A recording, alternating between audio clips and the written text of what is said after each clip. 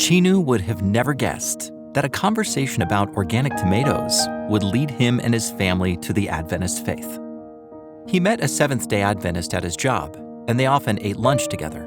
His new friend noticed that every time they went out to eat, Chinu threw his tomatoes to the side. So he began talking to him about the value of nutrition and health. I just lost my best friend, was just in a really tough place. Health-wise, I was just in a terrible condition. And that's when I had met one of my very good friends today, and he shared with me the health message. It wasn't long before Chinu was studying about health and the Sabbath. His family began keeping the Sabbath by going on walks and having worship in nature.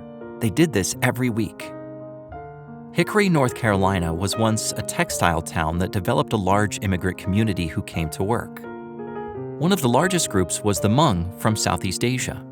When manufacturing jobs moved overseas, a large number of workers left Hickory.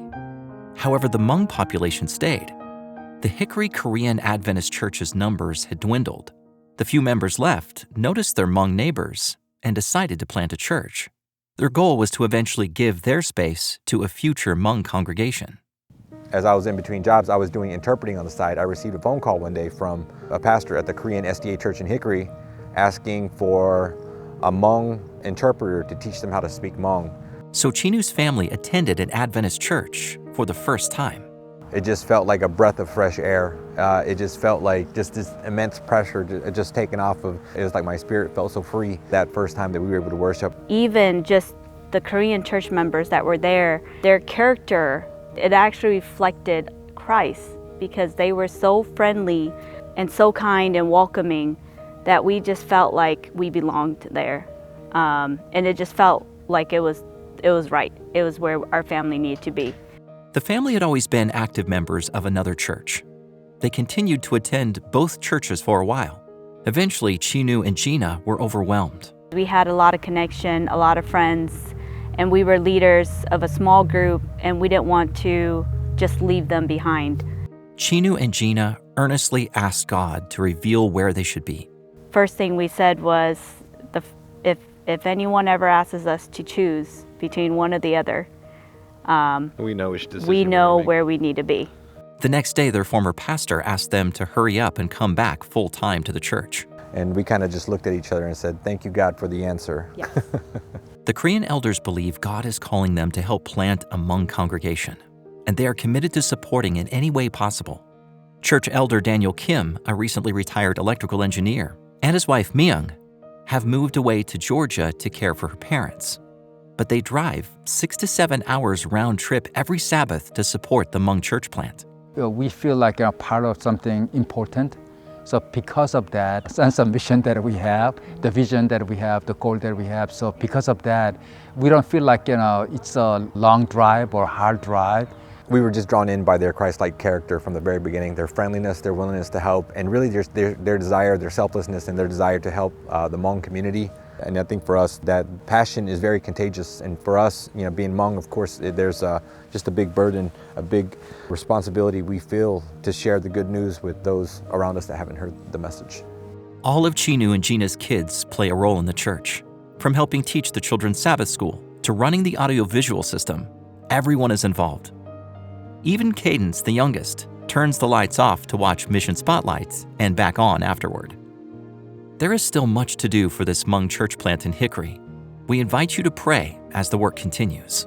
One thing to pray is really to really come to know who God is, who a loving God and a merciful God, and God that is willing to heal, not only physically, but spiritually.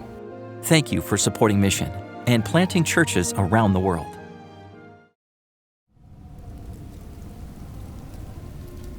The Arctic is a challenging place to live. The winter brings well below freezing temperatures, so cold that you can experience frostbite in as quickly as 5 minutes. The Inupiat people of northern Alaska have lived off this land for centuries.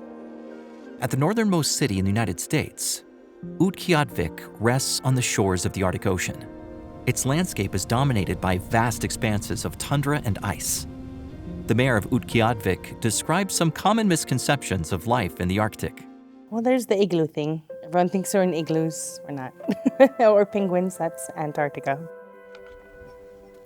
Despite the beauty of wildlife and displays of the northern lights, there is one very unique challenge: darkness.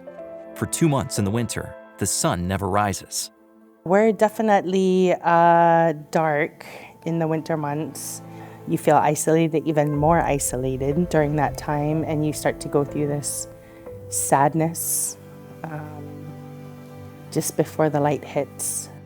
There unfortunately is a mental health crisis here in Reykjavik. If you look at the Alaska's rate, suicide rate, compared to the national rate, we're 3 times higher than the national rate. And when you get up to the northern region, you're double that number. And so that's why it's been our church's mission to really go out and be able to share the hope that we have in Jesus Christ, but also raise awareness and to break down barriers and taboos when it comes to being able to speak out, talking about their challenges with mental health.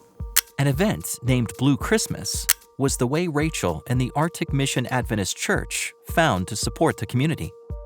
With the help of other nonprofit organizations and the mayor's office, they arranged a candlelight vigil on the longest winter night of the year. It was an event for people who are grieving or can support people who are grieving to come together and not feel alone, or as a reminder that you're not alone in your grief. During Blue Christmas, the mayor and village elders shared their experiences of loss and grief and how to overcome difficult times together. The event was commemorated by an 8-foot-tall snow sculpture with a special meaning.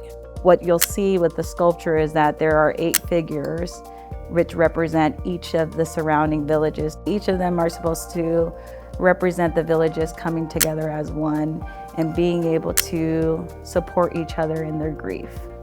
Through Blue Christmas, the Adventists have shown love to their community as they believe Jesus would.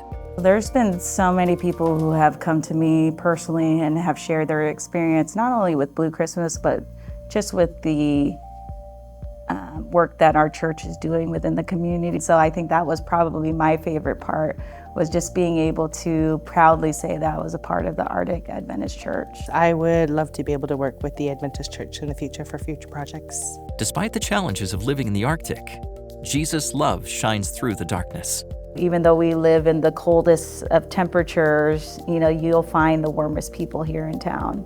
And I think that a lot of the reason why I love being here is because they truly are invested in their peoples. Please pray for the work of the Adventist Church in hard-to-reach areas such as the Arctic. Thank you for your support of mission around the world.